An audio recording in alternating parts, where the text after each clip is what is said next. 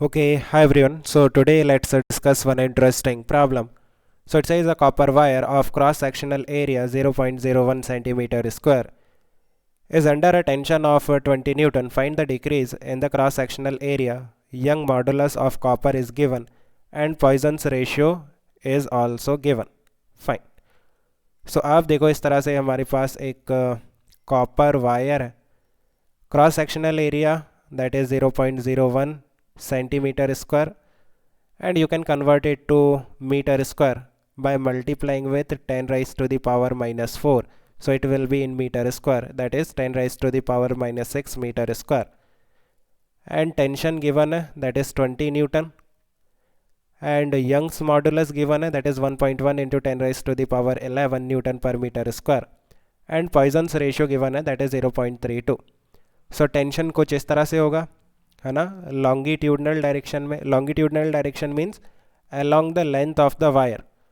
सो अगर हम longitudinal direction की बात करें देन इस डायरेक्शन में स्ट्रेस कितना होगा, that is tension divided by cross sectional area, that is 20 divided by 10 raise to the power minus 6 newton per metre square. And strain कितना होगा, स्ट्रेन इन लॉन्गिट्यूडनल डायरेक्शन कैसे फाइंड आउट करेंगे, stress by strain is equal to Young's modulus. So strain in longitudinal direction is equal to stress in longitudinal direction divided by Young's modulus, that is 20 divided by 10 raise to the power minus 6. यह stress हो गया divided by Young's modulus. So Young's modulus का value कितना होगा, 1.1 into 10 raise to the power 11. So ये value आप solve कर लो. ये माइनस 6, सो ये 10 राइज टू द पावर 5, ये 10 raise to the power minus 5. So 20 by 1.1 into 10 raise to the power minus 5, that is the value of longitudinal strain. Now lateral direction की बात करें. Lateral direction means ये जो longitudinal direction है इसके perpendicular direction जहाँ पे आपका डायमीटर होगा इस वायर का.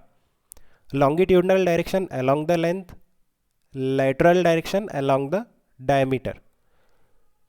सो लेटरल डायरेक्शन में स्ट्रेन कितना होगा, स्ट्रेन इन लेटरल डायरेक्शन कैसे फाइंड आउट करेंगे, by using Poisson's ratio. Poisson's ratio is simply strain in lateral direction divided by strain in longitudinal direction. So you can find out strain in lateral direction, that is equal to Poisson's ratio into strain in longitudinal direction. So strain in longitudinal direction, that is 20 divided by 1.1 into 10 raised to the power minus 5, and Poisson's ratio is 0.32, right? So यहाँ से आ जाएगा strain in lateral direction. Now lateral direction में strain का क्या meaning है, that is change in diameter divided by initial diameter, right. So we can say कि आप इसे इस तरह से भी लिख सकते हो, change in radius divided by initial radius. Like आप ऊपर नीचे 2 से डिवाइड करोगे, so change in diameter by 2, that is change in radius, and change in diameter divided by 2, that is radius.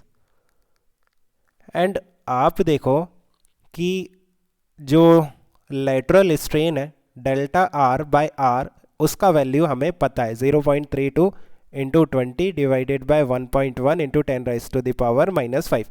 ये वैल्यू हम कैलकुलेट कर सकते हैं.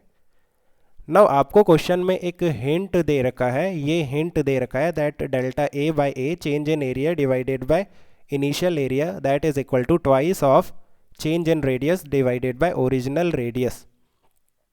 नाउ ये जो हिंट है इसका यूज़ करके आप आंसर फाइंड आउट कर सकते हो. बाय द वे अगर ये हिंट नहीं देता तब भी हम ये प्रॉब्लम सॉल्व कर सकते थे, बिकॉज आप देखो जो एरिया होगा cross sectional area lateral direction में, है ना, cross sectional area that will be simply pi r square. And error analysis में किसी प्रीवियस वीडियो में मैंने आपको बताया था पाई तो कांस्टेंट है, area is a function of radius and radius की power 2. So change in area divided by area that is equal to, ये जो पावर है ये बाहर आके मल्टीप्लिकेशन में हो जाएगा change in radius divided by radius, right. ये हमने किसी प्रीवियस वीडियो में इसका पूरा डेरिवेशन देखा था. एनीवे, सो आप देखो change in area divided by initial area that is equal to twice of delta r by r which is this value. So 0.32 into 20 divided by 1.1 into 10 raised to the power minus 5. So change in area is simply area का इस तरफ multiply कर दो and initial area is given, कितना दे रखा था, 10 raised to the power minus 2 centimeter square, right? So this will be the value of change in area in centimeter square. ये decrease होगा area, है ना? So I think you have understood, and ये value आप खुद से calculate कर सकते हो. And let me know if you still have any confusion. We can discuss further. Okay guys, keep working hard. Best of luck. Bye.